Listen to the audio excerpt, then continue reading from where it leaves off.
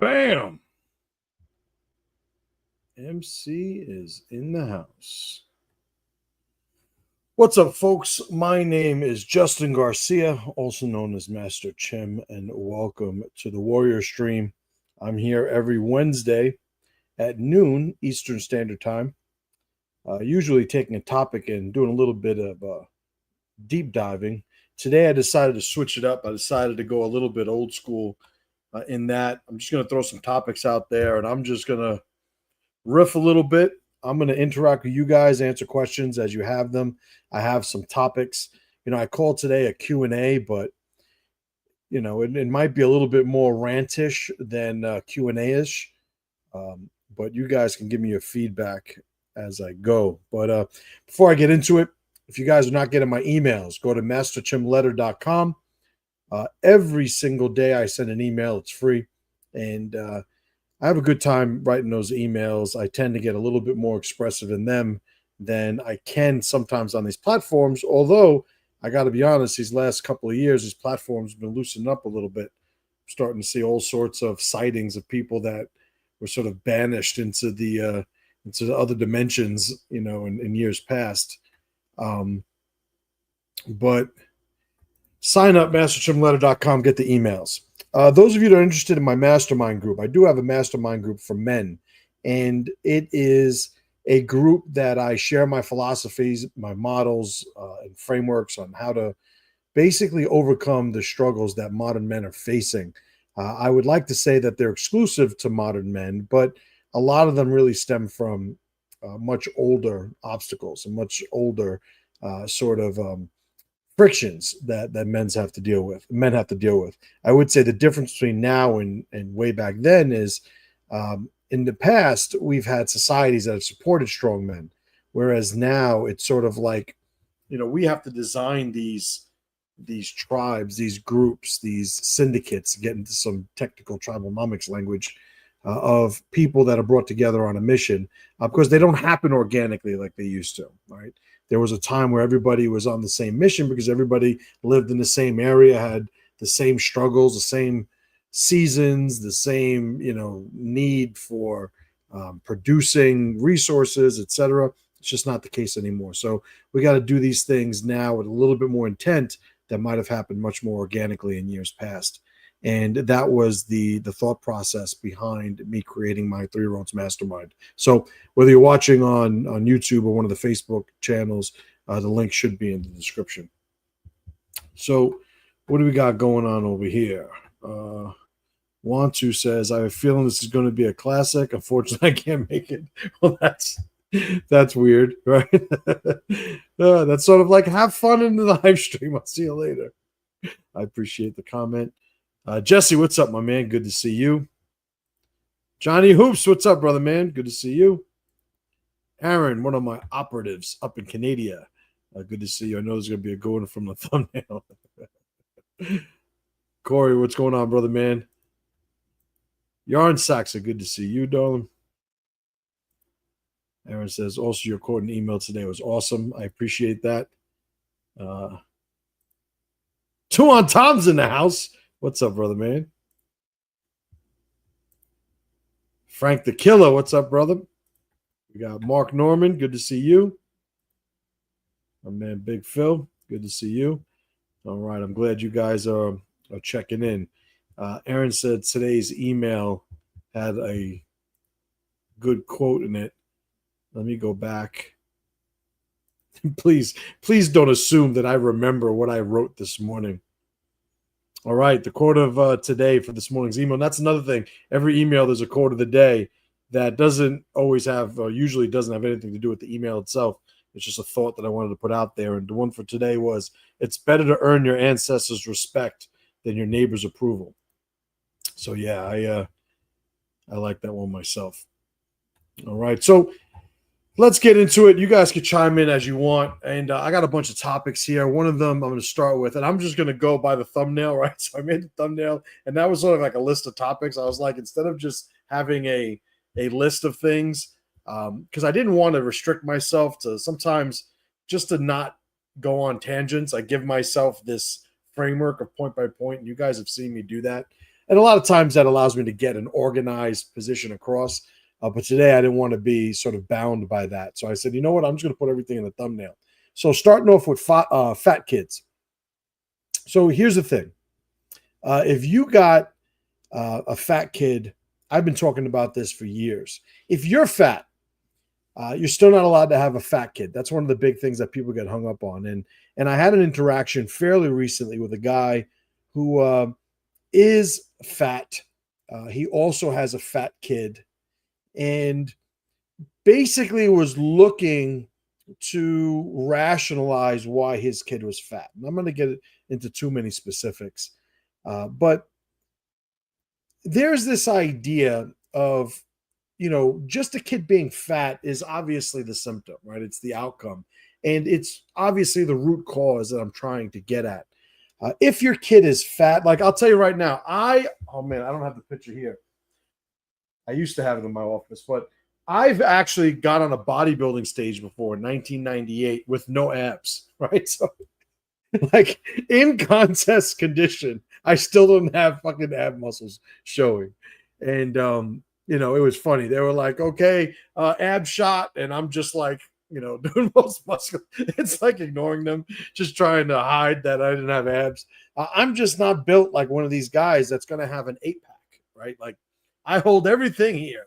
And we dwarves are natural sprinters. And we're built for, we're all go, no show, I guess you could say, right?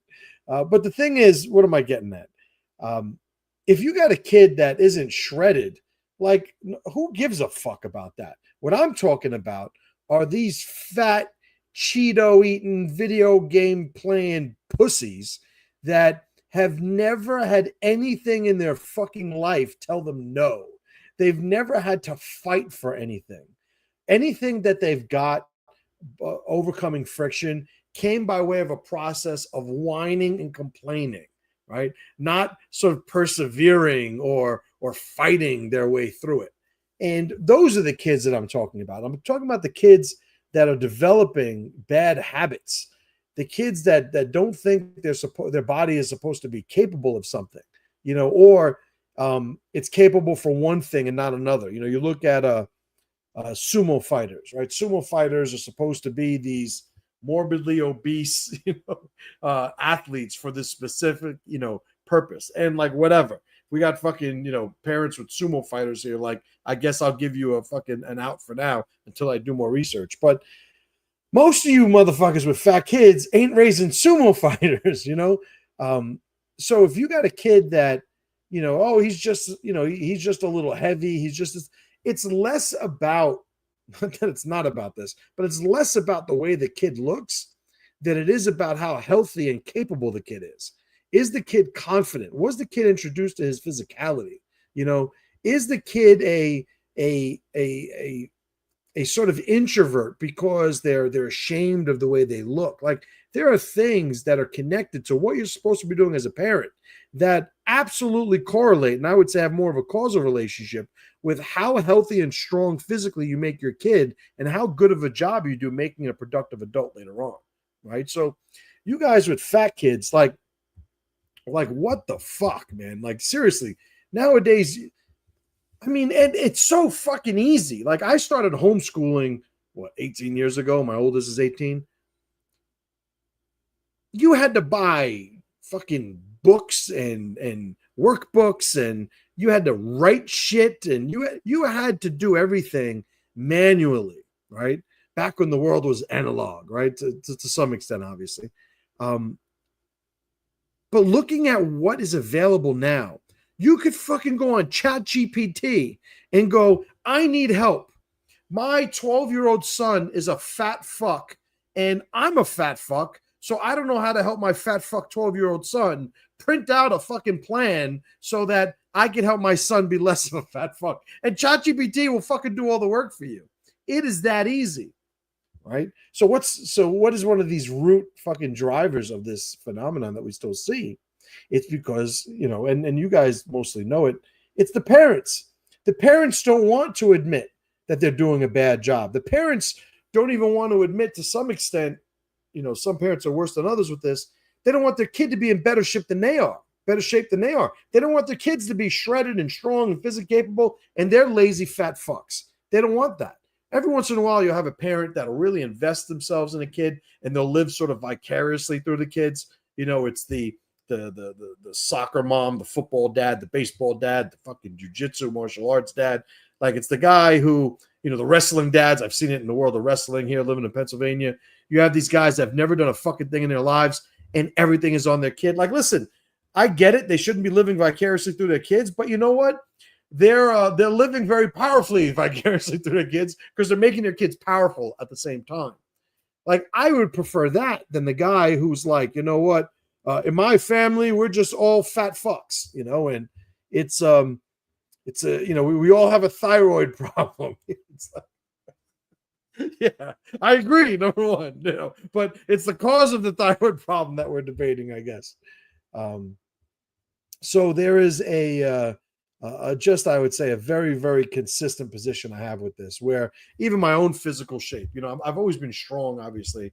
I competed, I was a lot lighter, and my weight goes up and down. And, there's a whole bunch of reasons. I'm not making excuses for me not being in peak physical shape the whole time. But at no point is my physical journey going to dictate the physical journey of my kids. Like, my kids are not allowed to be weak, fat pieces of shit. Like, it's non-negotiable, So for parents out there that think that somehow, well, if I'm not doing it, they're not supposed to do it, or if I hold them to a standard that I can't follow, then I'm a hypocrite. Well, yes and no. Like, I'm the one that says every single generation should be better than the next. Like, I'm a better father than my father. My father was a better father than his father. I want my kids to be better fathers than I am as a father. Like, this is something that I think is very natural, and it's a powerful position to have, that we could say it's okay to be better than the last generation, and it's okay to pressure the next generation to be better than us. Like, non-negotiable. You parents out there negotiating with your kids on how many fucking Twinkies they're allowed to eat before dinner. It's like, what the fuck are you doing? Or buying your kids the fancy clothes, or later on, maybe even the nice car, just to socially sort of help them out, because otherwise these little fat fucks that you raised aren't going to have any connection to anybody worth a shit in their social life. Mm-hmm. Frank says most people don't want to see and be reminded of anyone who's doing better than them or has better than it, sometimes even in the tiniest ways. You're absolutely right. You're absolutely right. It's the just the peak of selfishness and beyond, because even selfishness, I would say, is keeping at a scale that's too low. We got to look a little bit more broader here. And I don't mean women.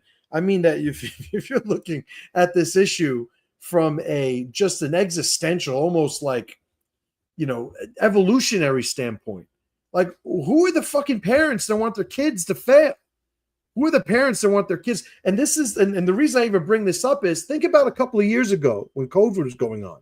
And you can look at my live streams that I put out back then. I don't know how I didn't get thrown off of YouTube then. But one of the points that I was putting out is, this is the first fucking generation that the older people want the younger people to sacrifice themselves so that they're okay. It's always been the other way around. It's always been the older generation looking to sacrifice themselves so that the younger generation could have a chance. A couple of years ago, you got to see that dynamic was completely fucking thrown on its head. You got to see old people, 40s, 50s, 60s, and above, chastising young people for socializing, and chastising young people for, even though it was already proven, the data was out, that it was disproportionately affecting older people than younger people. The older people telling younger people, basically, well, you guys got to fucking stop doing what you're doing, so we're okay. And it was just fucking pathetic, absolutely fucking pathetic. Right? So Aaron said, did you just say broader? I don't mean women. No, I would never say such a thing. Listen, this is what the stream of consciousness gets you, right? So I think that's enough on the fat kids, right? And I sort of got that off my chest. So there's this country in the Middle East called Israel. I don't know if you guys have ever heard of it, but seems to be pretty controversial these days, right? So let's get in trouble. I made a video about Israel before, right? And something of a cop-out, I said that was going to be the only video I made about that whole clusterfuck that's going on. Technically, this is a piece of a bigger video, so maybe I'm not, being a hypocrite.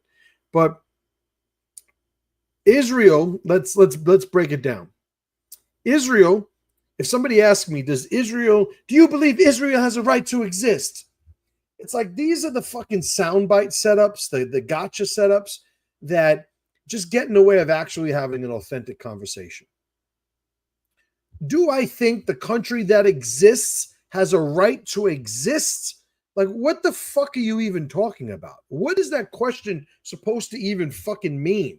Does Israel have the right to exist? You mean the country that already exists? Does it have a right to it? It doesn't make any logical fucking sense. It's like somebody shows up with a bunch of boxes and they're like, which box do you belong in? It's like, objection, Your Honor, leading the witness. It's like, I disagree with the premise that I'm supposed to pick this multiple choice fucking assortment of options that you've put in front of me. Israel already exists. So any conversation as to whether or not it has a right to exist is a waste of fucking time, right? It's not getting anybody anywhere. So then, there's different parts of this story, and feel free to write in the comments what aspect of this you want me to comment on or any specific questions, lest I ever be accused of avoiding talking about something, right? That's one of my peeves. Like, one of the things that drove me to learn how to make money in business is that, and I say this, not so eloquently, but it is something I've been saying for over 20 years. I reserve the right to tell anybody to go fuck themselves. And that's probably why I got fired from every job I had. It's why I get rid of students. It's why I get rid of clients in my coaching business. There's a point where it's like, no, nobody fucking owns me. And I'm not addicted to any of this materialistic shit like so many people are. Like, I will live in a fucking in a van down by the river before I am selling my soul. Like, I have no wealth ambition. I know how to make money, but I look at making money as the game that I play to maintain the autonomy of my identity in this aquarium that I'm living in, like everybody else, right? So for me, it's really, I think, consistent to say that I don't ever want to have anybody censored at all. I don't think that anybody should be removed from sharing their opinion. I'm not going to get into, private platforms have their own right to have terms of service. Like, okay, whatever. Like, let lawyers fucking argue about that. What I'm saying is, if you're looking to stop somebody's opinion from being shared, it's because you see it as a threat. That's the only reason. You see it as a threat to your money, to your projects, to your businesses, to your culture, your ethnic group, up to an existential threat. Like, the only reason you want somebody to stop talking is because it's a threat, right? I'm not threatened by anybody's opinions. Anybody can say anything. I don't give a fuck. Doesn't mean I want to listen to it, but to say that they're not allowed to, like, it's just a binary thing to me. Either you're for censorship or you're not, right? All the hate speech stuff.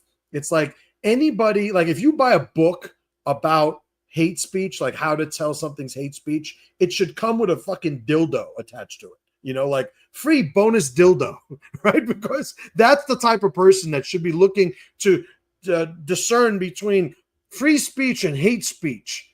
Like, it's all fucking terrible and gay, right? So, all that being said, what was I talking about? All right, so I was talking about Israel.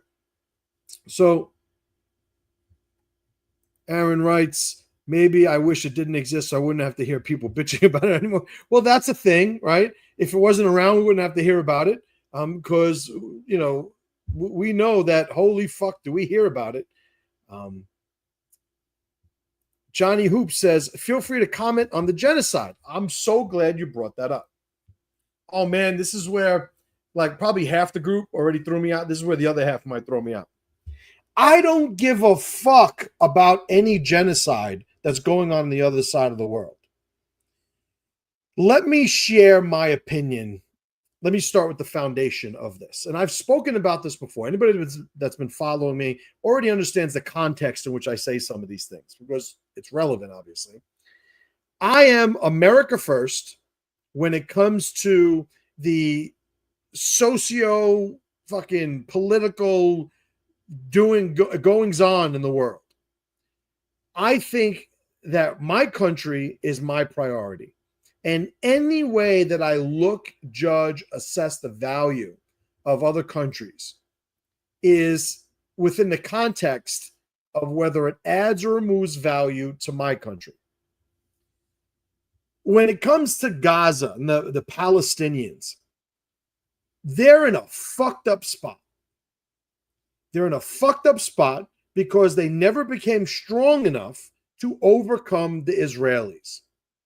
The Israelis have done an effective job at becoming stronger than the Palestinians. This is fact. As much as we would like to, in polite society, ignore might is right as being one of the primary drivers of how this game is played, this is yet another representation of that fact manifesting itself in real time. Do I think that it is a genocide in Palestine? I don't care. I don't think the argument against what Israel is doing is a moral one based on what they're doing to the Palestinians. All that being said, I don't think what they're doing is moral. I'm just saying the morality of it is not something that affects my position. You could go around the world right now, and there will be people who are just as, if not more, connected to you than the Palestinians who are suffering some sort of atrocity from some autocratic, tyrannical dictator, and those people will probably be closer to you than the Palestinians. So you have to understand right off the bat, why do we know about this? Why is this the thing that's so significant to us? And if you come up with a reason, whatever that reason is going to be, isn't a fucking moral one. No, but it's more immoral to kill the Palestinians than in some country in Africa. Don't ask me what the fuck is going on in Africa right now. But it's more immoral than this because either it's Palestinians and they're helpless, or it's because it's the Jews doing it, or whatever other story you want to have for this being more significant than any other atrocity going on. I just don't fucking buy it. Now, where I do think, there is some criticism for Israel is in the fact that they keep getting our fucking money. I don't think Israel should get a fucking dime from us. I think when you stop propping up Israel financially, then we'll actually get to see if they've gotten to the point where they can fend for themselves. What I don't want is to see Americans being the sort of proxy big brother to fucking Israel. And then, the whole, they're the only democracy in the Middle East. First of all, I don't give a fuck if there are democracies around the world. I don't give a fuck.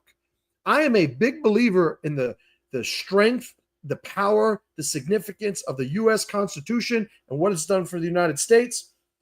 I have a whole, I'm in the middle. I'm always writing like a bunch of articles at the same time. I have one on the defense of the Constitution. I call it the Superior Imperfect System, right? It's the name of the file. The Superior Imperfect System, the U.S. Constitution. And there's a lot of different, points I give to defend, why I think the Constitution is the greatest, governing document in civilization's history. But one of the things that we can't sort of ignore is that every system is going to have a natural erosion. Every system has an inherent weakness in that there's going to be an offset, and to use some tribalnomics language, there's always going to be an offset for people. A group of people are going to have a commonality. That's the overlap. That's the mission. It's why people join a group to begin with. It's because this group represents something that we could all share collectively. But then there's also going to be the aspect of who we are that doesn't exist within that overlap. In tribalnomics, I call it the offset. And every individual has an offset. Well, the United States Constitution, as an example, allows people to pursue their own interests, to pursue their own preferences, to follow their own, likes and and the things that interest them. Well, you ramp that up to hundreds of millions of people, hundreds of years. Yeah, you're going to have people going in ways that starts to tear at the fabric of what was once started in the beginning. And I think it's cyclical. At some point, I think there's going to be a reset. I think the Constitution allows for a reset. But in any government, my point is, there's going to be this cyclical erosion of the overlap. So if we're looking at, the United States compared to these other countries, like, I'm about my country. Do I think Israel is sneaky? I don't fucking know. Yes. Do I think they lie to us? Yes. Do I think that they are, always, looking to look out for themselves? Yes. But the yes to answer to any of the questions about Israel's lack of transparency or congruence with what it's saying and what it's doing, like, to me, it's just a testament to them looking out for them. Israel is Israel first, right? And I don't know all of the internal machinations of Israeli politics, but what I do know is these motherfuckers know how to set some shit up to benefit them, right? And when you get into the Epstein things, was he a Mossad agent? Like, why wouldn't he be a Mossad agent? Unless he factually wasn't. I mean, there's no other reason to think why he wouldn't be. Like, if we look at the history of our own CIA, we've done some underhanded shit. We've done some fucked up stuff. Why would we think that it's beyond Israel's ability to do that? Now, most people don't think it's beyond. They think he is an agent of the Mossad, or was an agent of the Mossad. Depending on whether or not you believe Epstein's alive or not, right? Because that's a thing now. I think still, it's like, why would we expect Israel to not do everything in their power to put themselves in the most powerful position they can? I would expect them to do that. But to me, they're not America. So, like, they don't need our fucking money. Anything that we do with Israel should be on terms that benefit us. That's the mutualistic nature of a productive alliance, is that I benefit, you can benefit, but I have to benefit. But this idea that we're somehow compelled to support them because of, they're the only democracy in the Middle East. I don't give a fuck about that, because, they're our greatest ally. I completely disagree with that. Usually, I found this, and again, let's find some other feathers to ruffle. The most adamant supporters in America of Israel that are not Jewish, because if you're Jewish, that's kind of like a thing you kind of expect there to be. So, well, it's kind of our people. But putting that aside for a second, you get a lot of Christian people who will cite some sort of dogmatic position based on their doctrines, right? The Bible, etc., whereby they think they're supposed to be compelled to support Israel because of Jesus and the story. And I don't know. I'm not a Christian. I don't claim to know all of the stories and stuff. But that's another thing. And they hold that sort of that premise that this is somehow connected to them, metaphysically, religiously. And that isn't at the forefront of their positions, of their arguments. So there are some people that are being, I would say, inauthentic or dishonest, probably, where their support for Israel comes because it's like, no, well, they're going to support Israel because they, because of their stories, their Bible, and Israel, the Israelis. It's like, by the way, like, this country didn't exist until they just made it. There used to be an Israel, but then there wasn't an Israel, and now there was again an Israel. But this is like a new thing. This is a new country. Of course they named it Israel. What were they going to name? I made this joke the other day. What were they supposed to name it? Fucking Jewistan? Right? Fucking Jewistan. Like, they weren't going to name it Jewistan. Juran, right? Juran, Judin. Like, they named it Israel. Why? Because then they get all the people that have this idea of what Israel is saying, well, here they are. They're back. And it's just fucking nonsensical to me. It's like, okay, these guys wanted a country. They did some fucking political maneuvering in Europe to have this support to throw a bunch of people off their land to take the country. By the way, kind of what we did here in America, It's like, yeah, the natives here didn't have a state. They had different communities. Palestine, the argument is there wasn't a state. There were just people and communities. It's like, so to me, I'm not inherently against them doing anything, because I would have to also say that I feel guilty for what we did to the Native Americans. Like, I don't feel a bit of fucking guilt for that, because that was just another iteration of what has gone on since the beginning of fucking man. It's like, yes, some people negotiate for stuff, but they negotiate for stuff that they need, not because of some morality or because they can't take it. That's the way it's been since the beginning of time. Why did we not negotiate with all of the natives? Well, because we didn't have to. And where we thought in those smaller instances where it was worth negotiating, we did it. Everything's a trade-off, right? To quote Thomas Sowell. And like, sometimes it's just going to be easier to just fucking smash somebody. You know, you show up looking like a fucking nail, don't complain when you get hammered. So it's like, oh, you know, because now here's the thing. All the people that are clamoring about the injustices and like, let me just say, if I see videos of small children being murdered and burned, like, don't think I'm some fucking sociopath. Sometimes now people know what sociopathy is and psychopathy is, and they think it's cool. Like, yeah, I'm like a sociopath. Like, there is a thing where people think that that's cool. I'm not a fucking sociopath by any means. If I see videos of small children being killed and murdered and burned and buildings collapse on them and these innocent people getting, like, I can't watch that shit. Like, I think it's fucking disgusting. If somebody were to kill my children, I'm killing them. Like, that's been a position I put out for a long time, looking at these people, like, with their dead children in their arms. Like, holy fuck.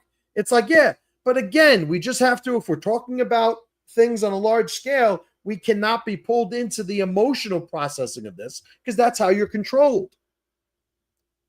Right? We have to look at it from a somewhat cold analytical viewpoint and through that lens and say, well, this is what violence looks like. It's going on all over the planet right now. It's things that, you know, that we've supported before, you know, like, you know, like when we dropped the bomb on Hiroshima, it wasn't a fucking sleeping gas. You know, it wasn't like in Batman, everybody woke up with the smiles, like, ah, you know, like going crazy, you're looking like jokers. It's like, no, we melted people. The people that we didn't kill right then and there, we killed in days and months and years after with the radiation that was spread through those. Like, we've done some heinous shit, but we had a reason for doing it. It's like, everybody can have a reason for doing what they're doing. We can't be so naive as to think because somebody's suffering, something must be done. It's like, no, that's not the way it works. That's not the way it works. It's like you see somebody that's fat, that won't exercise, and you go up to them and you sort of grab their shoes and you do this. Right, so like you move their legs in like they're cycling a bicycle in the gym. It's like, if you want to exercise, I'll exercise for you. Like, that's not the way it works. We got to let people build their own strength up. It's like how they're dealing with the Palestinians is something that's so deplorable, that should be reflected in how we do business with them and how we negotiate with them. But we don't. We don't. We're still gonna want what we want. You know, everybody that's rocking the sneakers that were made by the 11-year-olds and the 9-year-olds in the sweatshops, or the iPhones, you know, that were made in the buildings that have the nets, you know, for when people try to kill themselves and all that stuff we all know about. You motherfuckers are still buying iPhones. You're still rocking the Jordans. You're still doing all this other shit that just doesn't match the outrage for this shit. My whole thing is, there's got to be a fucking common position that you could take where you don't look like you're full of shit when the wrong situation presents itself. I am America first. Everybody else is going to be measured by their utility and an alliance with America, in my opinion. Right? My father was born and raised in Puerto Rico. My mother is Irish and Italian. My grandfather on my mother's side, Irish, grandmother, Italian. I don't, if Ireland's going to war, I'm not going to Ireland to sign up. I'm not going to Italy to sign up. I'm American. Even Puerto Rico, a commonwealth, is it going to become a state? I don't know. But like, I don't think Puerto Rico would ever go to war because those are some lazy motherfuckers.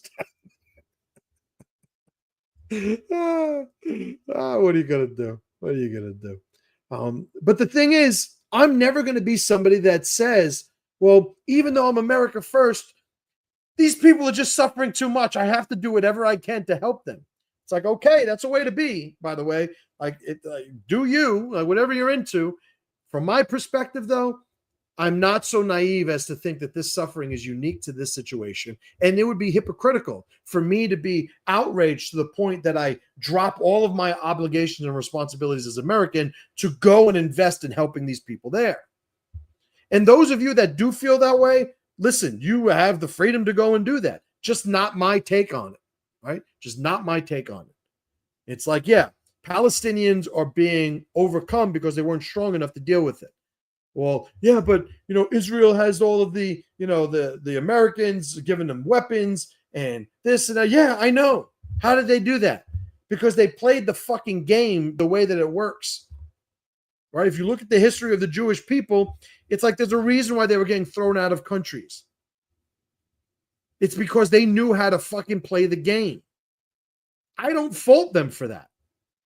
Like right now, you got to understand, Israel is going big, right? On Palestine, on, fucking getting Trump to fucking bomb Iran.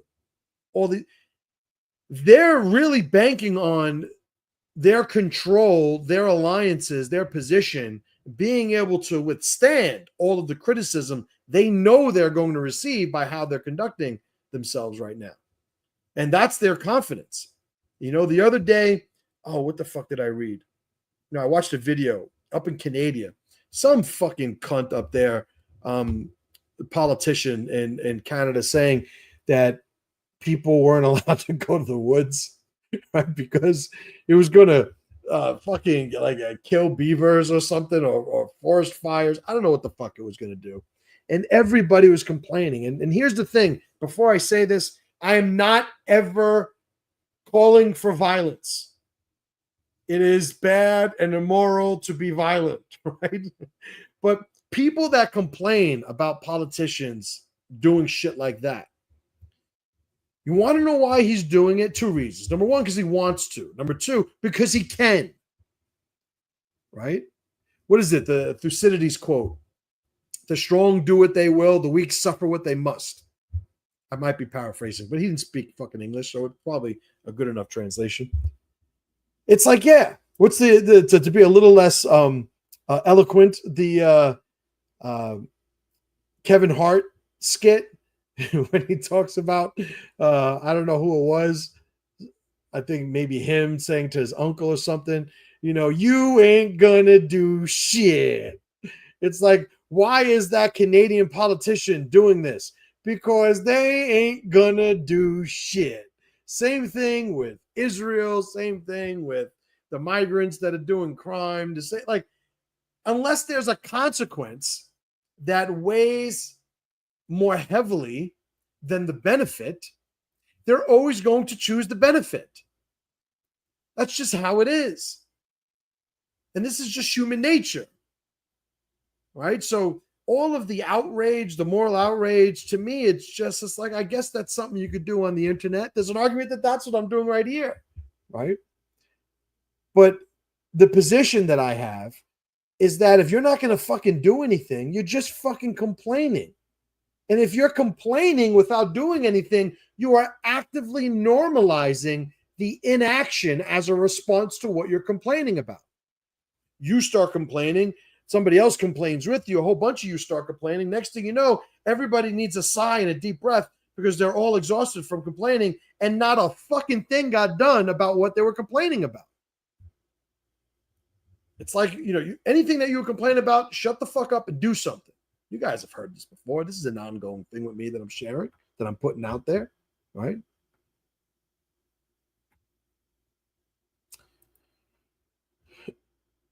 Corey writes, I've noticed criticism of Jews has become mainstream, but if you openly defend whites, you're likely to be censored. And that's not going to change. Like, you start thinking about, well, why would that be the case? It's like, why is, like, I grew up in New York City. I went to New York City public schools, the majority of my school. I went to Catholic school a couple of years, but public school the majority of the time. Why do I know so much about the Holocaust? Why do I know so much about it? Or so much about the story of it, right? It's because it was purposely and disproportionately represented in the textbooks that we were all subjected to, exposed to, taught to, have to comply to. It's like, that's why. Well, were there people that were Zionist or looking to, protect Jewish interests that were impacting, the textbooks? Yes. But why did they do it? Because they could, is my point.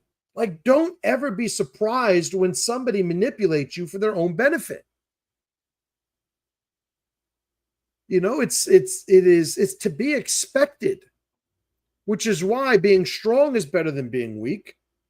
Relying on your strength is always going to be better than relying on somebody else's benevolence or shared morality with your own. Like, no, be strong. There's the old saying, an armed society is a polite society. Well, don't think of it in literal terms of firearms. Think of it in terms of capability and self-reliance. If everybody understood that the priority is them, then their people, and then we could say concentric circles of obligation and commitment beyond that.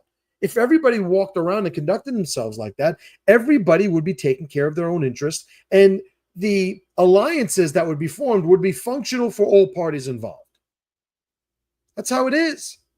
But people sit here and go, I can't believe they're doing this. Well, what do you mean you can't believe they're doing it? They're doing it. Yeah, but I can't believe it. Like, do you think that it's not happening right now? Well, no, we understand the figure of speech. I'm being a little bit of a pain in the ass about it, but the idea is, it's like, well, it's happening, so maybe don't be so fucking flustered by it, because there it is.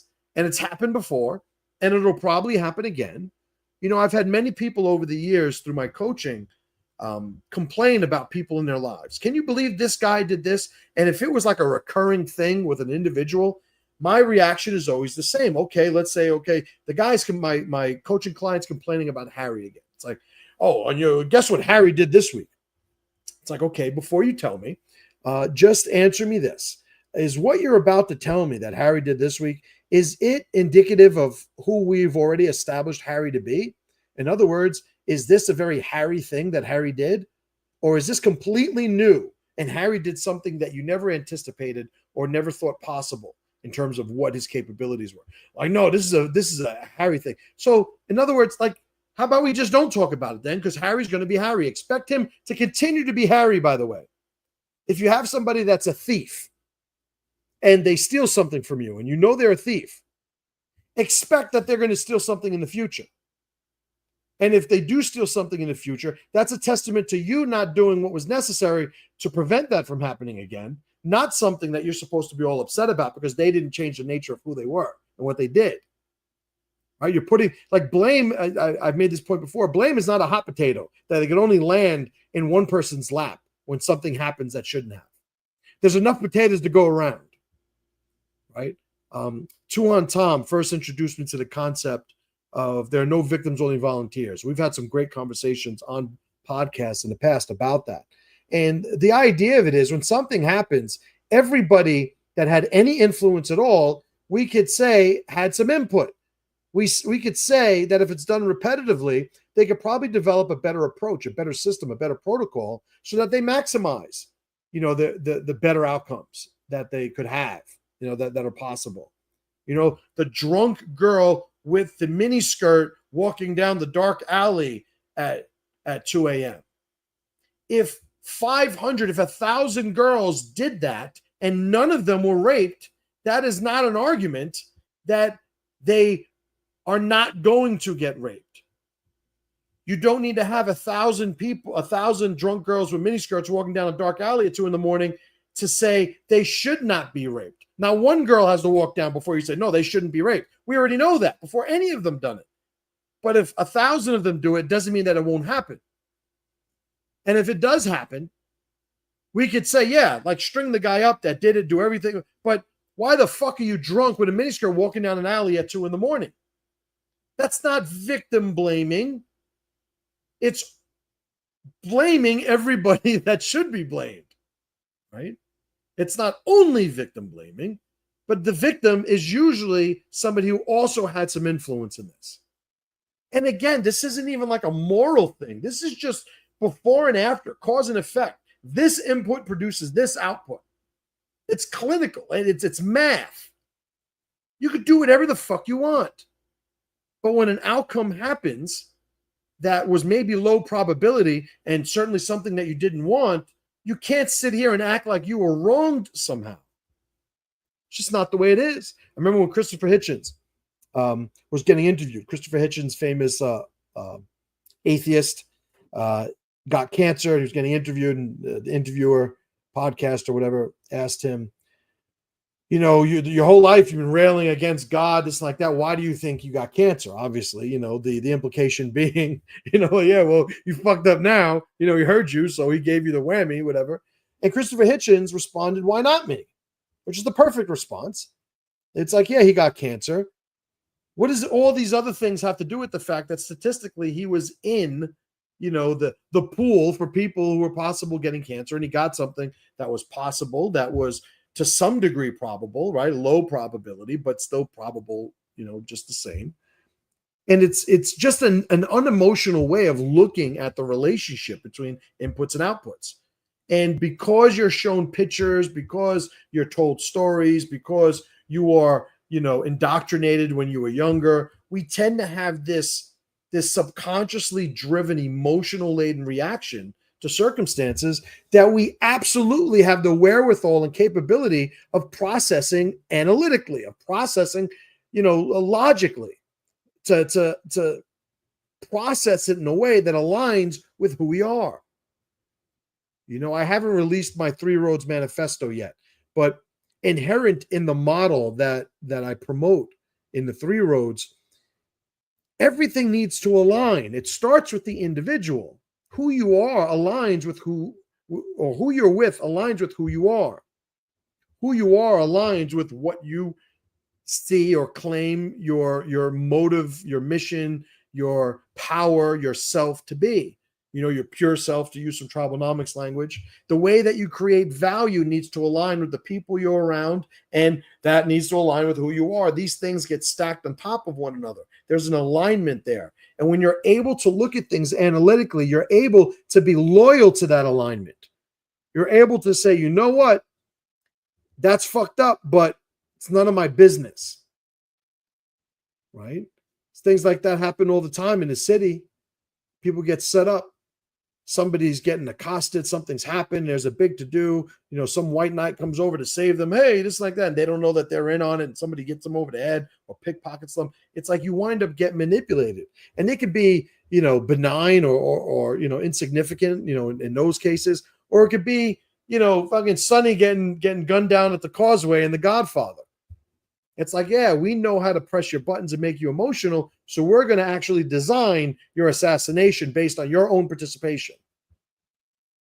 That's what happens when you aren't loyal to the alignment of who you are and how you conduct yourself. What else we got going on? Big Lane, my man. War is when your government tells you who your enemy is. Revolution is when you figure it out yourself. You're goddamn right. You're goddamn right. Johnny Hoops writes, the money is always the point. If you control the printing of money, you control everything. It's way bigger than everything we can discuss here. Absolutely, which is why I'm going to continue to make episodes, right? Because there'll always be some shit to talk about. The money is always the thing. I don't know if you guys ever saw the TV show Marco Polo. And fucking great show, right? It was only 2 seasons. Man, it was a great show. But there's this great scene where one of the Khan's guys, what was it? Not Ahmed or Ahmad or whatever. It was the other guy. It was the guy with the limp. I forget his name. But whatever his name was, he was asked why, the Khan trusts him. And he said, because I don't have any ambitions. Like basically his whole thing was, I don't want to be wealthy and powerful. And like, I don't give a fuck about that. So somebody in the Khan's position could look at me and trust me because he knows that I'm not vying for his spot.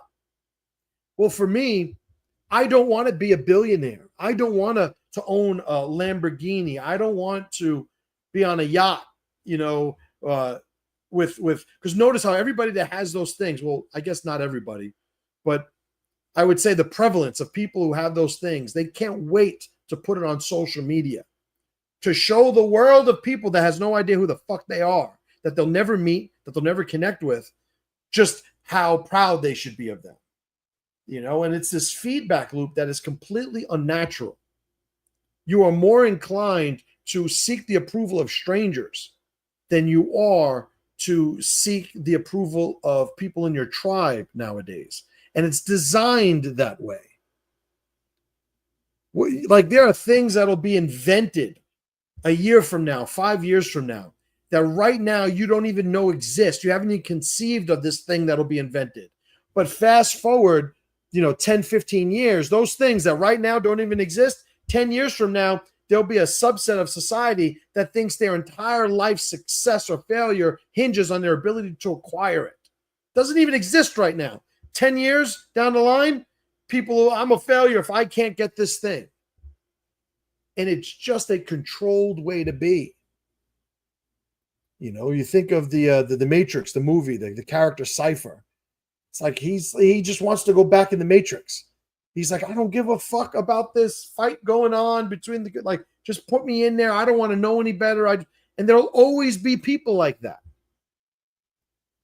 There will always be people like that. Who are the ones that actually create the revolutions? Who are the ones that actually enact real change? They're the people that can't sleep if they don't do something. They can't live with themselves. They can't look at themselves in the mirror. They're compelled. They have to, it's like a fucking tick that they need to express. They don't know how to just complain and feel better. They almost don't even want to complain. They just want to do something. Those are the people that always do the revolutions. Always going to be a small percentage of the population, by the way. Always going to be the case.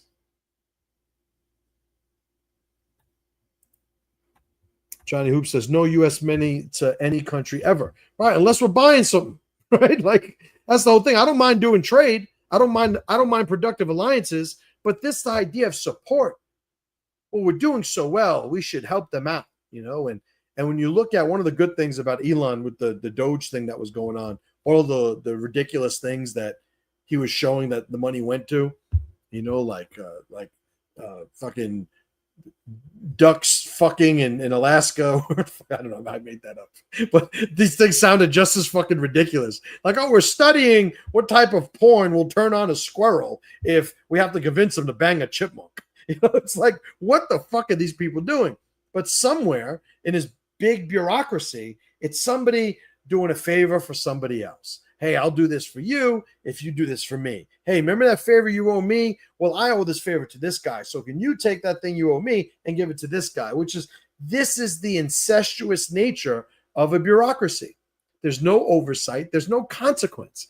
Remember, there was a point where if you were somebody in a position of power, in the political power, and you were caught doing something that was against your mandate or against what you were saying, and you were betraying the intentions and success and well-being of your people, like you were swinging from a tree. What happens now?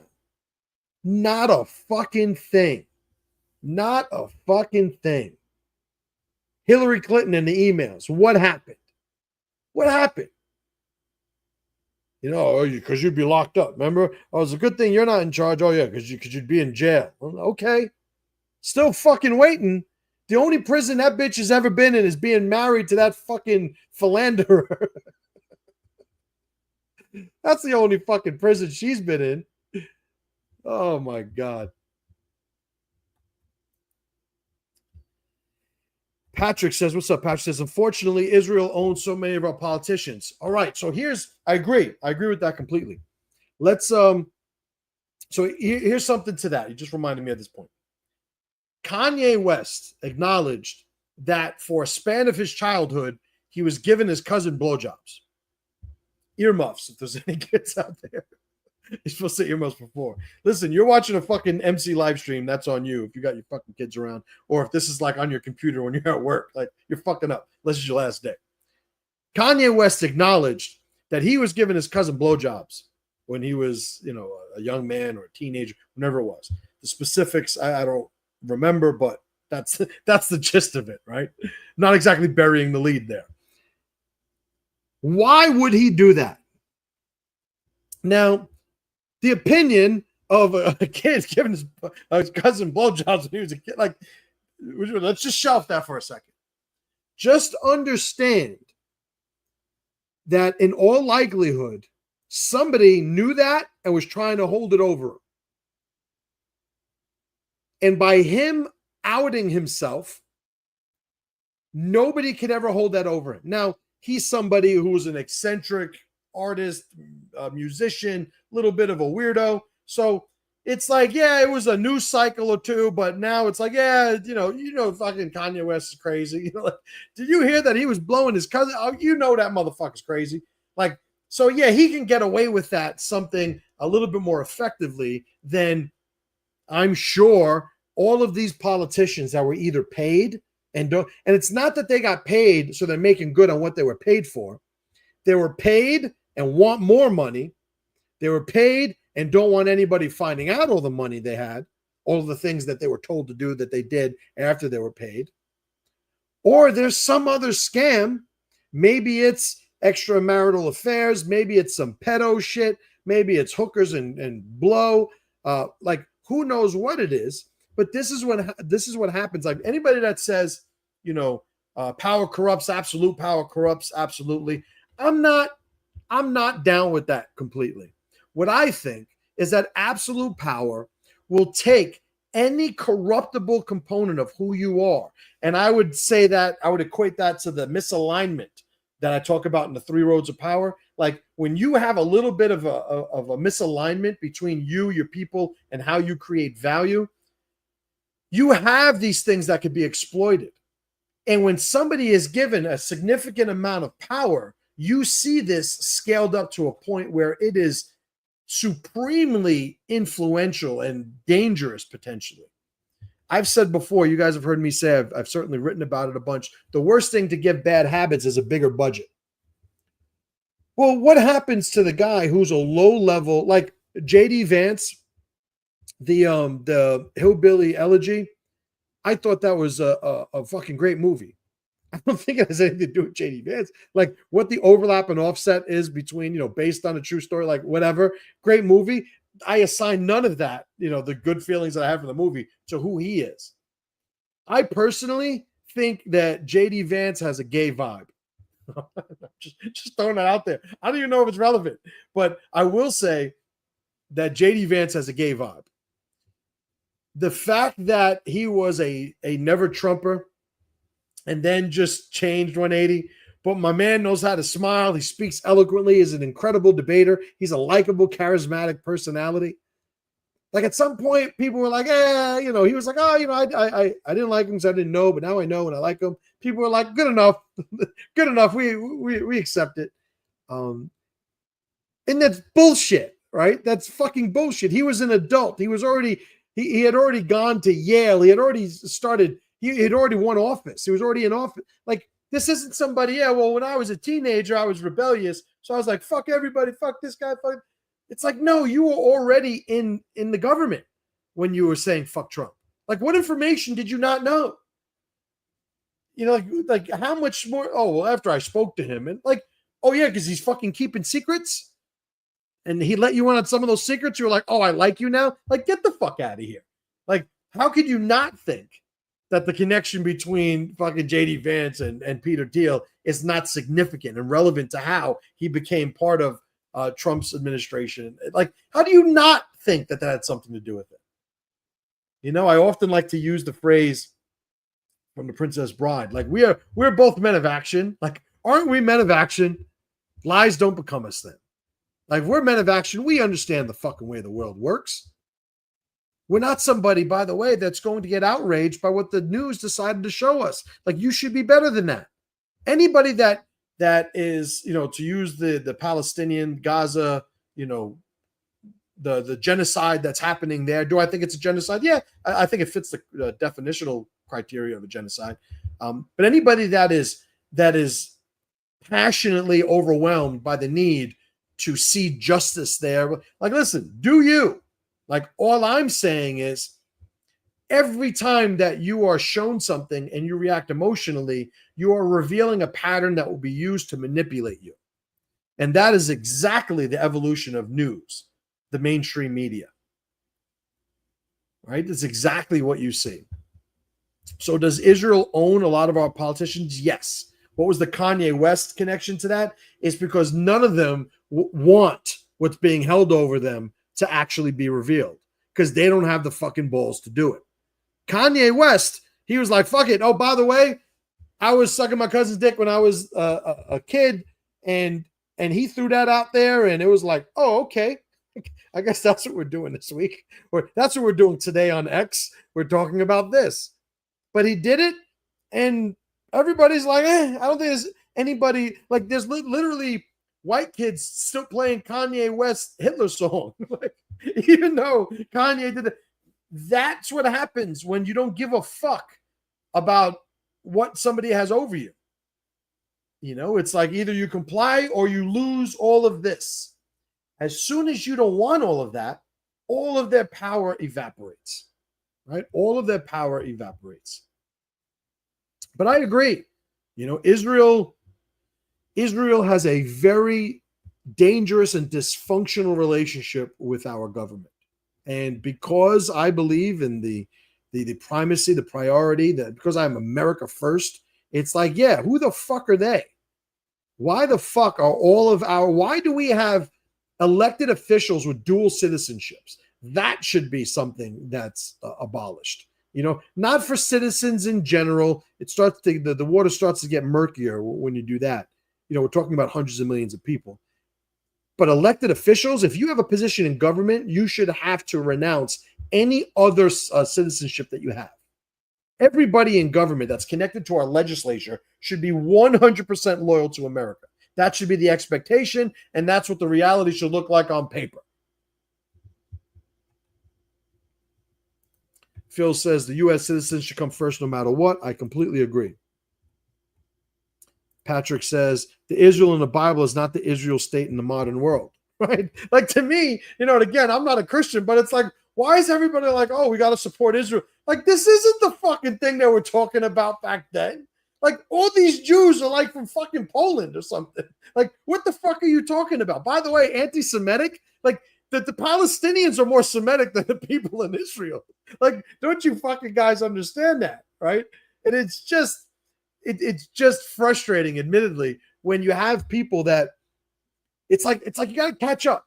Like, there's enough arguing, debating going on online. Like, these points are getting sharpened. Like, there's some things that people are still holding on to that they haven't quite sorted out. And they're so vehemently connected to this debate, but they're not sort of up on the information. And it kind of undermines the validity of any opinion they have because they're not even tracking what's available for them to learn.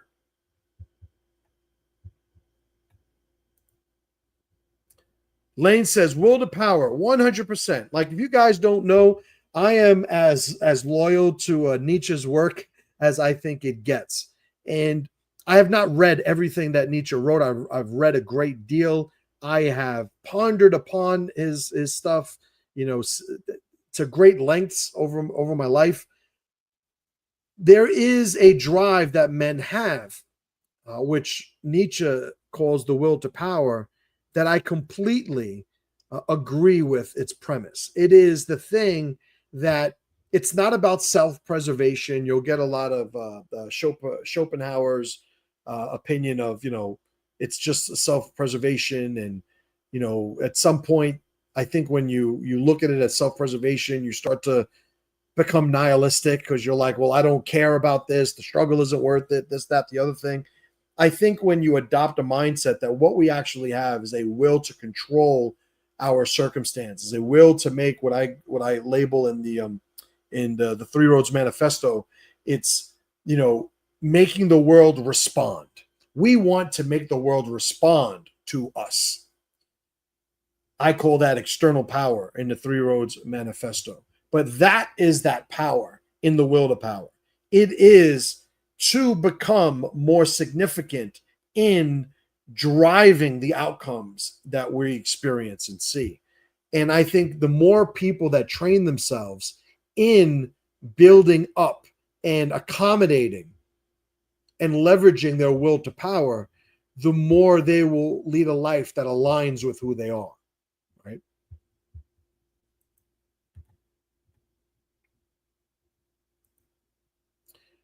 Pack writes, what's up, 12 Pack writes, I just started a new book called Not Stolen about how we did not steal this land. Well, like, here's the thing. They didn't own it, but they were here, right? And like, I remember, I'll give you an example, right? This is the analogy my subconscious threw up at me. When I first started the Jungle Gym, right, which is the name of my martial arts academies, we were broke, low level. I wasn't making any money. I had more students than I had income, and every year we would have like a summer picnic, right? COVID fucked everything up. I haven't done it since then. We'll get back to it. But anyway, back in the day, what we would do is we would go to this place called Pelham Bay Park, right? So in the Bronx, and it's the end of the 6th line. It's on like the southeast part of the Bronx. There is this city park called Pelham Bay Park. And they have these little places where you could barbecue, I think, and you can get like a permit and but this is the Bronx. How we do it in the Bronx is you basically go there and you claim land, right, in the early morning. And every year what we would do is I would have 2 or 3 guys that would volunteer to get to Pelham Bay Park at like 5 in the fucking morning and basically cordon off an area for our picnic. I would show up there with all the supplies and stuff, 8, 9 o'clock, and then we'd be there all day. Well, there were plenty of times where there was like some group that was going to also have a picnic, and they were trying to do it in a place that we had already said was part of us, but maybe we didn't have chairs there yet, or we didn't have, tables there yet or whatever. And we were like, yeah, all your shit's moving over there. And there were points where they were like, no, and it was like, yeah, well, we're going to move it, do something about it. And they're like, okay, we'll picnic over here. And that was how it was. Now, did we steal that from them? No, but those motherfuckers were there. And then we just gave them an offer they couldn't refuse, and they wound up leaving. So I think when it comes to like even feeling that we have to say we didn't steal it from them, it's like it follows a premise that we can't say that we did if we did. It's like even if we did steal it from them, it's fucking stolen. Like, do something about it. And again, if you are bogged down, if not you specifically, Trollback, but if one is bogged down by this morality because of their relationship with their own philosophy, religion, etc., like that's a personal thing. But just understand that society, civilization isn't going to wait for you. So when somebody takes your shit, you'll usually be talking about how wrong it is to take people's shit after you already got your shit taken. Right? So my whole thing is step 1, make sure you're strong enough so that people don't take your shit. And then we could talk about what you should or shouldn't do, etc. We didn't have an alliance with the natives, and we wanted the property, and we took it. And that's how it happens. But what if we did it again? Would we do it over? Yeah, we would do it over again. Like, what the fuck are we even talking about? I was talking about Marco Polo before. Go look up Genghis Khan and what he did to civilizations. Now, what did he produce? He produced, multi-ethnic societies. He allowed trade between peoples that had never existed before. The Silk Road, obviously, accommodating that. Well, look what all that cost. It's like you can make up your mind on what was right, what wasn't right, what we should have done, what we should have done, should not have done. But what I'm saying is, well, just look at what happened and just understand there's no real reason that any conclusion we come to as to the morality of what happened is going to prevent or even influence what's going to happen in the future. That's just the way it is. No matter how righteous and moral people think they are, there's always going to be orcs showing up at some point. And you better be able to kill orcs when they do, right? Danny, what's up, brother, man? Haven't seen you in a minute. Good to see you. Corey writes, Jews act on behalf of their own people and will do things today with the idea that Jewish people for generations will now start to benefit. I notice whites who attempt to do the same are vilified for it. Absolutely right. He follows up here. Whites are portrayed as the villain in the anti-white narrative. If you openly advocate for the well-being of white people, you become a white supremacist while other races are celebrated for it. Well, imagine you were a white guy in the NBA before they had black guys in the NBA, and you were talking about how, listen, we don't need these blacks here. These blacks are not like us. They're doing this. They're doing that. Whatever the logic or reason for a white guy in the NBA arguing against blacks being allowed in, whatever his logic is, we know the real reason is he doesn't want the fucking black guys there taking his fucking job because black guys can play basketball. There's a point where the anti-white stuff, let me preface this. I've had people act in a way towards me in my life on multiple occasions that would fall under the heading of racist. I've never labeled that or used that label. That's not true. I've done it when I was younger. I got in trouble in college. I got thrown out of the dormitories because I punched some kid in the face and fucked his face up because he called me a spick. Because I thought that if somebody called me a spick, I was allowed to hit him. That was the formula I was running at 18 years old, right? Had some upgrading to do. But I've never looked at, as an adult, I used to have this job. I used to do pallbearing, right? Like funerals, the guys that hold the casket. And I worked for a funeral home, and there was sort of a network of guys that went around to different funeral homes, and you'd get like $25 for a funeral. We would call it a carry. Like if you went and were a pallbearer for a funeral, it was a carry. So $25 a carry. They usually buy you breakfast or something. And this is what, like the late 90s, mid-late 90s.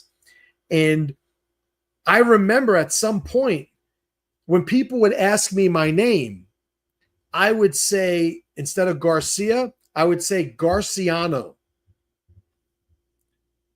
When I said Garciano, I would get called by everybody. If I said Garcia, I wouldn't get called by anybody.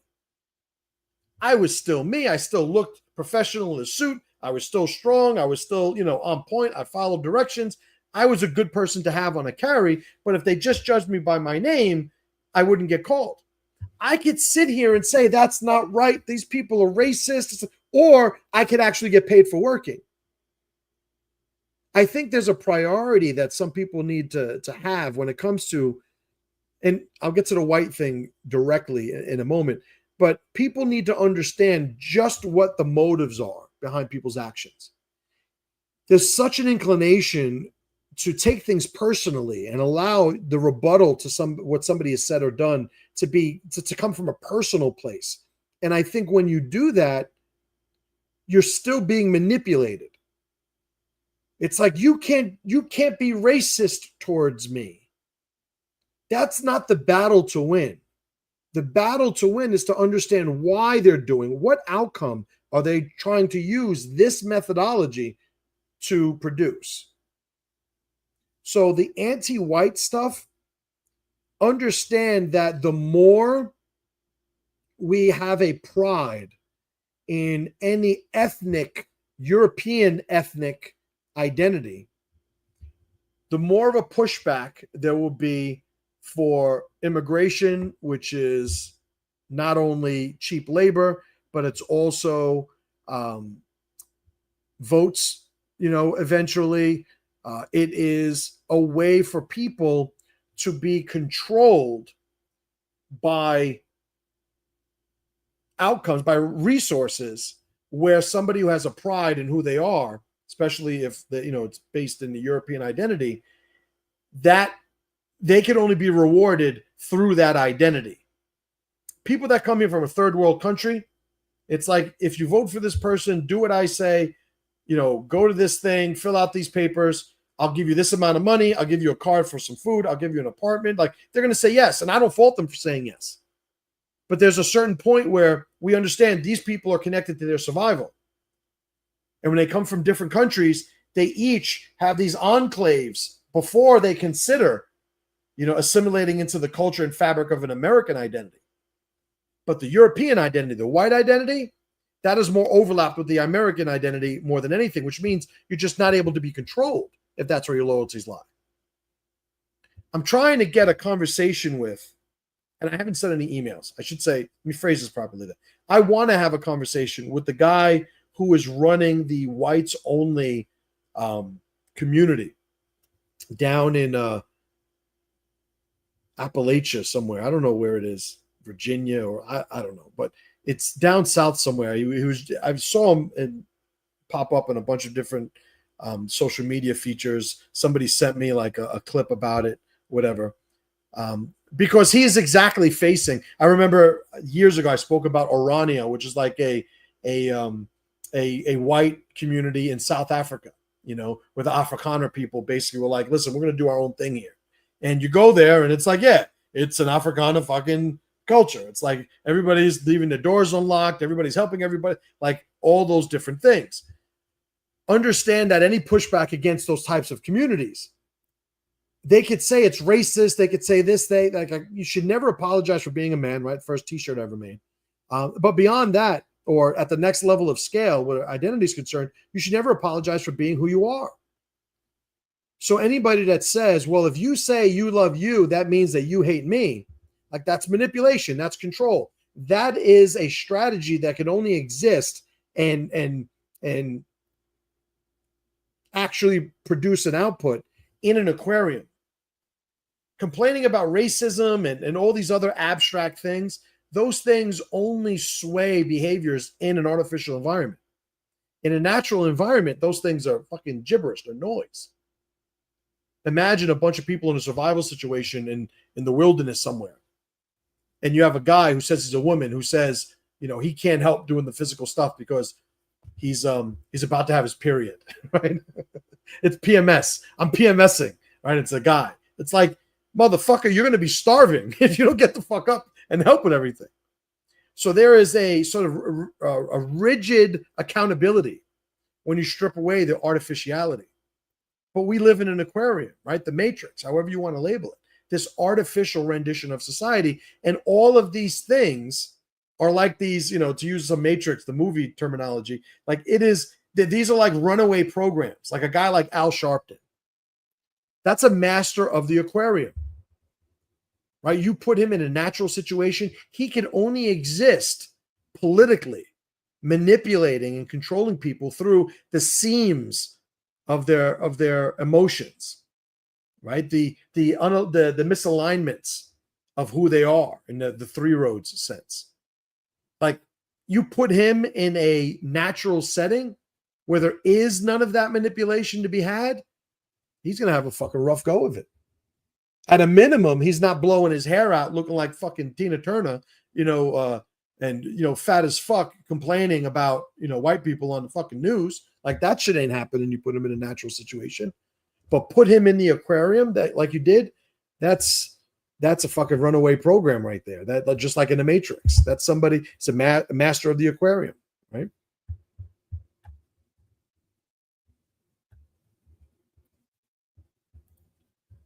Phil said, when was the last time a country helped us?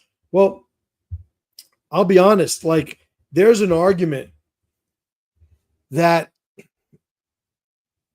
we've had plenty of mutualistic alliances with other countries. I could argue that the participation in a mutually productive alliance would fall under the guise, the heading of helping us, because they enabled us to have access to the synergy that the alliance created. But I'm also somebody who doesn't think the U.S. should ever look for help from anybody. We should look for alliances. Find ways to create synergy by connecting in ways that make sense. But I want to be strong enough that we don't need to rely on other countries. Understand that, a couple of months ago, Maybe it was last month. It's all a blur. I made a video touting the difference between the communities and cultures, right? And I use the, jujitsu as an example, right? The world of jujitsu, where it's like, oh, in the jujitsu community, right? Or you have these fucking Canadians. Oh, I saw one of these videos and I was just disgusted. I don't know the name. I don't know if I want to pick a fight, but I don't know the name of the podcast, but it's a bunch of Canadians that are like, they're just very cuckish. They're very, you could tell that they're physically weak. I don't know if they do jujitsu, if they're black, but whatever. They still come across as very like effeminate, very weak, effeminate type of energy. And they're complaining about all the bad people in jujitsu that the jujitsu community needs to get rid of this person. It's like, first of all, who the fuck are you up in Canada? Like, nobody gives a fuck about what you're doing up in Canada. I've owned a school for over 20 years. Am I supposed to change how I deal with people in the Bronx on the mat based on what some fucking guy in Canada said I'm supposed to do on the internet? Because we're supposed to be in the same community? Like, no. We have a common culture. Community? No. I'm in no community where I don't know the motherfucker in the real world. I have digital alliances, right? I have digital allies, right? And I value those digital allies, but don't ever think that that's going to be the same as people I actually know in the real fucking world. People that I've shared experiences with, gone on adventures with, went through some pressure with, right? At PressureCon, there's plenty of people that follow me that show up to that event I host. Why? Because we get to actually meet people. We get to spend time and experience alliances the way they've always been experienced. The full breadth of what an alliance could be. Right? But this whole, that country, this country, we should help them. They should. A lot of that happens too. Now, I get the point, by the way, Phil, that you're making. That we're fucking helping everybody. But, even Trump, his thing was like, none of you motherfuckers pay. Like, we're the ones that pay for everything. Nobody else catches the bill, and people started contributing more. So I agree with that concern. What I'm talking about on a larger scale is we need to understand we don't fucking owe any other country anything.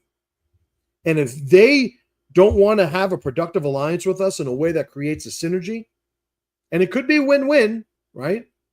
I don't think we should conquer other countries. Why? Because I think it's a bad investment. But not because of any morality, because we shouldn't conquer shut the fuck up. Like the people that, when you have these people that are against abortion. I don't believe in killing babies. I don't believe it's like, okay, you could do that. But like a lot of these same people are the ones that are very supportive of the military. You think the military doesn't fucking kill babies? By the way, I'm not criticizing the military for killing babies. Sometimes shit happens. This is violence. This is war. Some people will be taken aback by me even saying it, that plainly. But it's like, what the fuck are we talking? Like when we dropped the bomb in Japan, you didn't think babies were fucking melted? So actually, we do support killing babies. There's just a context we'd like to apply before we do so. Like, I get it. So this idea that we're all one and we should all, no, you motherfuckers are over there. We're over here. We can connect in a way where both of us benefit without sacrificing our identity in the process, right? And that's what a good alliance is. It respects the offset of the other individual, right?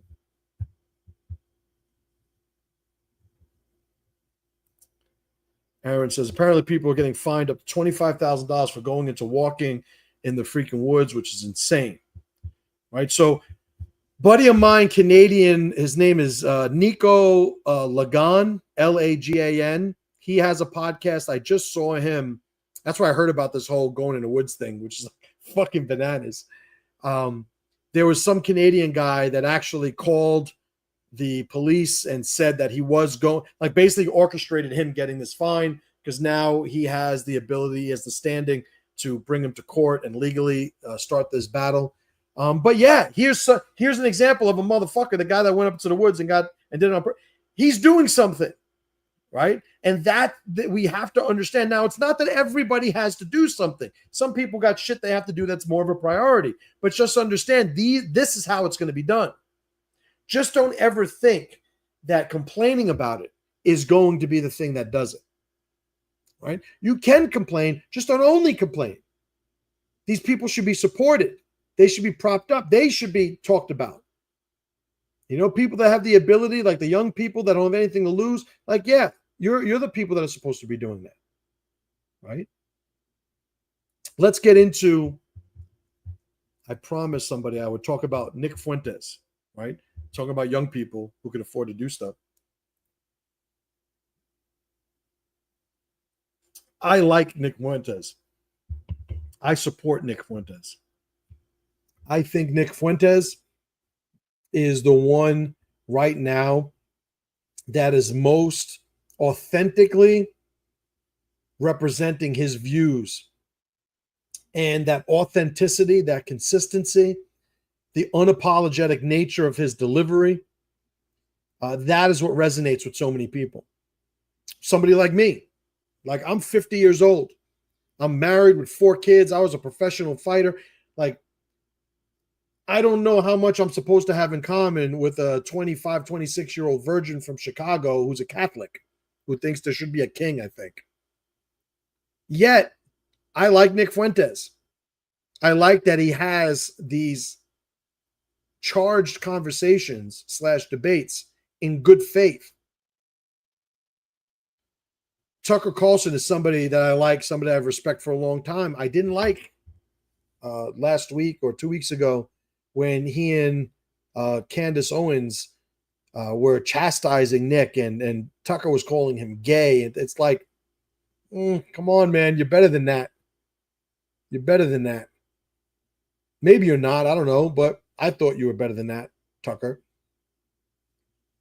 But if Nick is gay, does that undermine everything that he's saying about Israel and all the things that he's really getting in trouble with?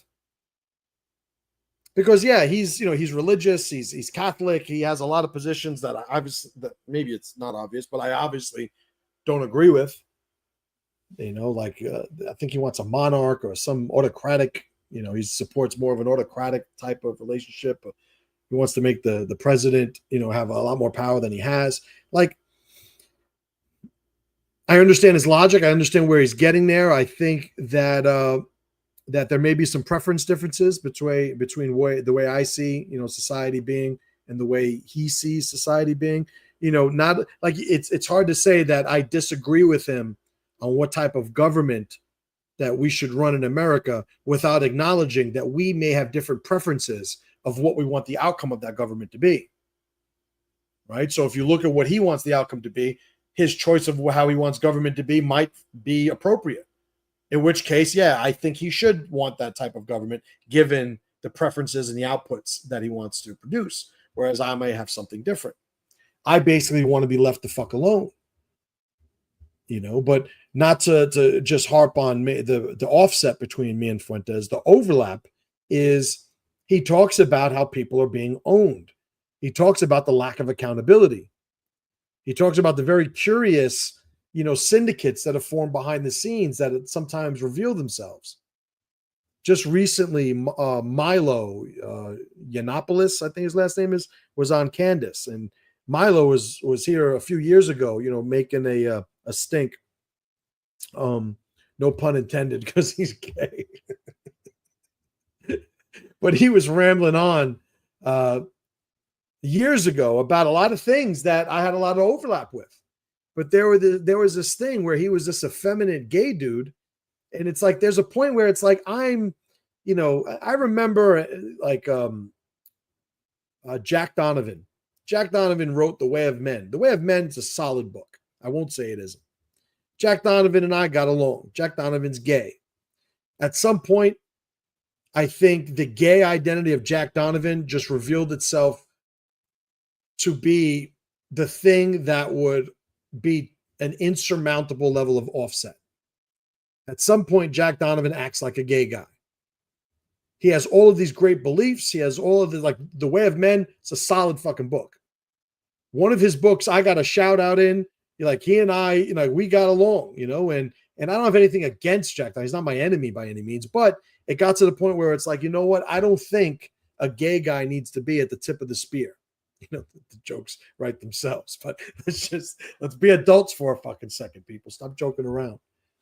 Well, here's the thing. The guy Milo, it's like, no, man, I'm not rocking with this fucking gay dude. Now he seems a little bit more, conservative in his presentation. I saw that he has a crucifix, and it's like, come on, man. Like Madonna used to wear like a crucifix. I think like that ain't doing nothing for me. I understand you're still a fucking gay dude. Like there's just again, I'll label it an insurmountable level of offset. You should not be one of the voices of any movement that I'm a part of, right? Unless it's like, dogs, like dog training. Like maybe there's a gay guy that's like, e-collars are effective, when training a dog. It's like, all right, yeah, I'm with the gay guy on that one. But anything of significance, it's like, no, I'm not having a homo with the microphone. But here's the thing. Tucker's calling him a little gay guy, but Candace had this gay guy on, and I'm sure Tucker's had gay guys on. It's like, so why bring up the gay thing? Are you trying to defame his character? Are you trying to have people question the overlap with who Nick Fuentes is? It's like, again, is this what we're doing? We're manipulating intelligence. We're trying to sort of NLP our way into somebody changing their opinion or their commitment to the alliance of somebody else. Like it's just low level. It's what we would expect the bad guys to do, right? Yet here we are doing it. So Nick Fuentes, it's like, how powerful is Nick Fuentes? Powerful enough that they threw that motherfucker off of everything. They shut his bank accounts down. Like, listen, I've had videos taken down. I've been suspended on YouTube. I've been demonetized for years on YouTube. They gave me my monetization back like 2 years ago, just like a random email out of nowhere. Like I know what it's like. I've had stuff shut down before. They shut everything down for that motherfucker. You don't do that unless he is being seen as a threat. So if you look at, I don't know if you guys ever saw the greatest story never told. The algorithm's going to pick that up. You might not see this video in 3 days from now. But it talks about the rise of Hitler, right? In pre-World War II Germany, post-World War I Germany, you could say. And you see what he was saying and how people connected to that message. The energy. Hitler never married. I think, there is a commonality in Nick Fuentes saying he labels himself an incel, right? It's like, I think, say what you want about Nick Fuentes. I don't think there's anything specifically heinous about Nick Fuentes, and I think he couldn't get laid if he wanted to. I'm pretty sure he doesn't want to, or if he is, he's not doing it in a way that's connecting with his brand. The same way we saw some parallels with somebody else who's positioning themselves for a play for power. Would I support Nick Fuentes in government? No. I don't think a guy like Nick Fuentes belongs in government. I don't think he's best utilized in government. I think giving him the biggest platforms we can give him from the outside of government is the type of voice that we want to push back against the nonsense that we see inside the government. Basically, in this day and age, when we don't trust a lot of mainstream media, it's easy to trust a guy like Nick Fuentes because, you're looking at what he's saying and you're going, well, this motherfucker can't be owned by anybody because he's fucking crazy.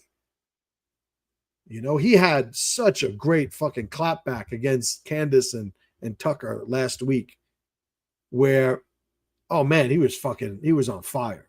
The guy can put some fucking power into a microphone, and he was talking about, who he is. He is the disenchanted, disaffected youth, white youth of America. He's the person who is a reflection of the American experience, not Tucker, who comes from a CIA family, who's arguably been wealthy for some time, not Candace, who's married into a very wealthy family in her own, and she's had her own, financial success.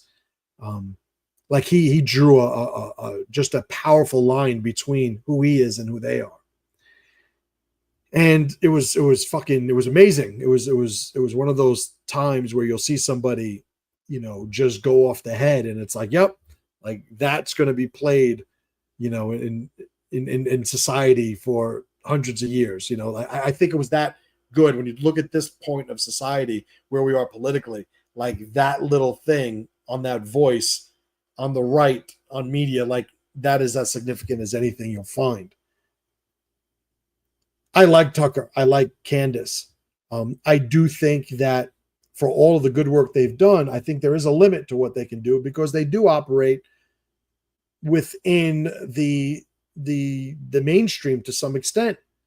Dare I say there is an independent mainstream, like media, because another point that Nick had made is all the things that they said they went through, like Nick's still going through that.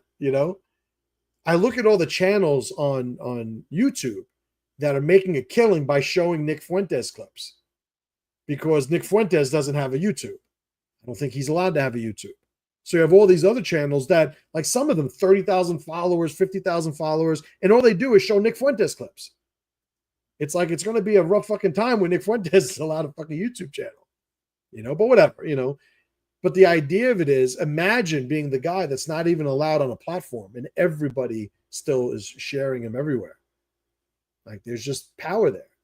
There's power there. You see that with Andrew Tate a few years ago. Like he was everywhere. He was unstoppable. The algorithms couldn't stop him. Banning him couldn't stop them. And then at some point, people were like, you know what? We got to hear him because he's the only way to get people to fucking tune in to us. You'll see that with Nick Fuentes now. Right? He's appearing on a bunch of other podcasts. Him appearing on podcasts seems to not be getting people in trouble as much. Very similar to my friend, former student Sam Hyde. Shout out to Sam Hyde. There was a point where years ago, like I always knew, and he'll fucking tell you because I told him this, I don't know, 15 fucking years ago. I always knew he was going to be a success. He was too unique. He was too talented. He was too smart. He was too good at it. I'm like, you just got to follow it through. It's just that he's not going to get the approval of the mainstream gatekeepers. But he made it pretty far before he got slapped down. And here he is now making another comeback. He's crushing it on YouTube, on Instagram. He's got another show being produced. Like he is somebody that they were trying to get away. They were trying to dismiss. They were trying to discard. He's another guy too, young, no family, no kids. Like he was able to do it. He was able to sort of fight that fight. I'd be lying if I didn't say that sometimes I was envious because I'm not made for mainstream. But, I have a lot of people that rely on me, and I wasn't going to sacrifice my ability to fulfill my obligations just to fulfill my desire to just vent and go big. There's the scene in Django, Tarantino's Django, where the German guy, I forget his name, Dutch, the doctor, who was the dentist, the guy who was with Django, when he shoots the what was DiCaprio's character? Whatever it was. He shoots DiCaprio's character. And it was because DiCaprio was a sore loser, was being a piece of shit. And it just, at some point, the German guy, he just, Schultz looked at Django and was like, I gotta do it. He knew he was going to die, but he was like, fuck it. I can't let this motherfucker live, and just did it. Like, whatever. To me, that was fucking perfect. Well, what if that guy had a family? What if that guy had a bunch of people relying on him that now they were going to starve or they were going to suffer because he didn't do what he was supposed to do? Like, there was a point where I found myself in that, which way do I go situation. And obviously, you look at my family, my wife, my kids, like I decided to be the leader for my family that I was supposed to be. But that means that, these guys are in a very unique situation, very unique opportunity to fucking redline it and just go after the machine, with all of their power, online. And they're seeing a lot of success because of it. What else going on here? Corey writes, many of the people criticize Israel are outspoken about the problem, but are completely individualized and self-isolated from advocating for their own people. Yeah. I mean, you guys know my opinion on complaining at all. Like, shut the fuck up and do something. You know, I complain like anybody else, but I like to think that there's also a corresponding level of movement, of action that goes along with it. You know, and there are plenty of things where it's like, I won't talk about it if I can't do something about it. You know, when the opportunity, when it would feel good cathartically to vent about some things, it's like, what am I fucking doing? I've tried to train myself, condition myself to not look for the release, the relief that complaining about those things gives one. Like, I don't want that to be the go-to to make myself feel better. I want to be the guy that can actually be productive to do that. Right?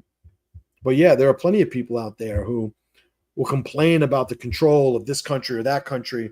But by the way, the only reason, and this is very much connected, Corey, to what you wrote, the only reason why these countries get to have this, you know, this control is because we are not strong enough to be able to monopolize our own bandwidth of loyalty, of attention even. You know, it's like, yeah, I'm not going to do business with somebody that represents a mission that completely goes against my people and my identity. But if my people and my identity is a little malleable, then yeah, I could fit you in, you know, and that's the thing. These people don't stand for anything. So of course they're for sale. Some people, that's the reason they get in politics in the first place. It's a great way to get rich. And that obviously wasn't the intention.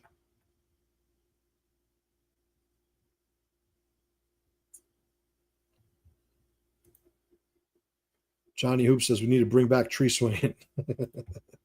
Goddamn right. Oh shit! I'm looking at the comments for like an hour ago. Sorry, guys. The Return to the Land project is in Arkansas. Right on. If anybody knows that guy, give me a shout. See if you guys can connect me with him. I want to interview him for an episode here. Aaron says, solid talk. There's no, yep. Yeah, I've been going for a minute. You know, this every once in a while, this is what I like doing. You know, I had a little bit of a loose schedule today. I'm going on a hike in a little while. But you know, this is like a throwback thing for me because this is where I have the most fun. Corey writes, aggressively and unapologetically advocating for the well-being of your own people is a solution to all of this. You don't have to live in a breakaway community to do this. It should come first. 100%. 100%.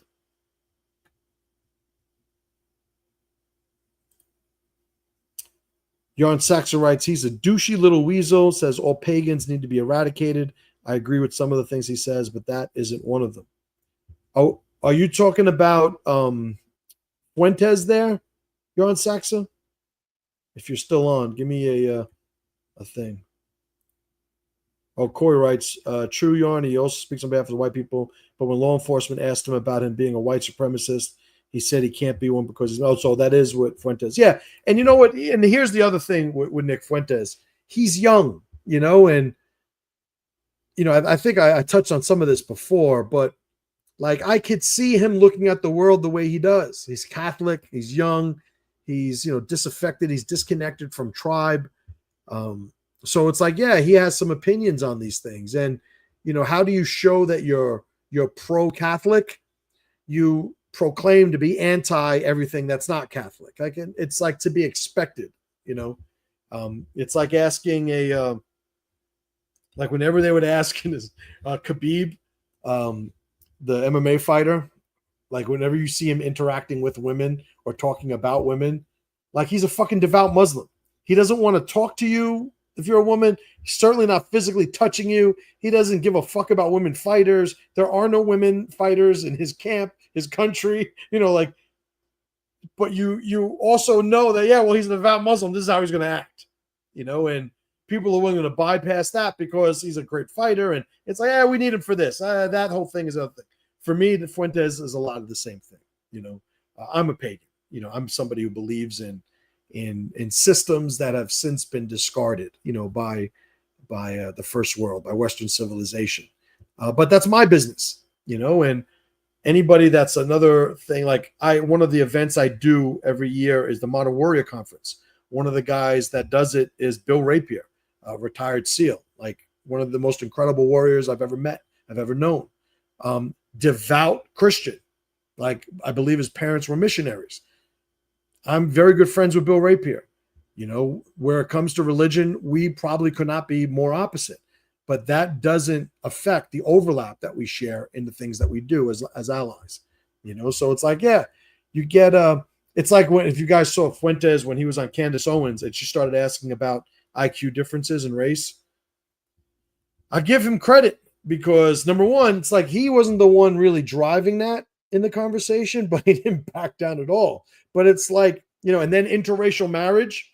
It's like Candace Owens, black, she's married to a white guy, and she's asking Nick about interracial marriage when he's pretty much on the record as saying he's opposed to it for not for even for racial purposes, but for overlap purposes, for purposes that I've shared in the past. But it's like, yeah, if you, it's like how to have an argument with Nick Fuentes, you know, on your podcast, be a black woman married to a white guy and ask him about interracial marriage. You know, like that's the point of it. So I think, but again, if there's that authenticity that I could appreciate, you know, because remember, alliances exist in the overlap. If we try to make alliances exist in the offset, that's when the tendency is to be tyrannical. And it's either we're going to be the tyrant or we're going to submit and allow them to be a tyrant. That's why alliances should exist in the overlap. I respect the offset. They should respect my offset. It allows us to maintain who we are while still staying productively committed to creating this synergy, which is the point of this alliance in the first place, right?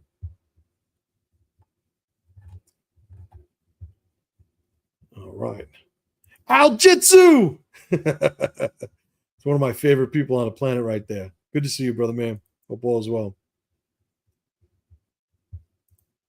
Yarn says, be pro-Catholic, get touched by a priest. Right, yeah. They got their own fucking problems.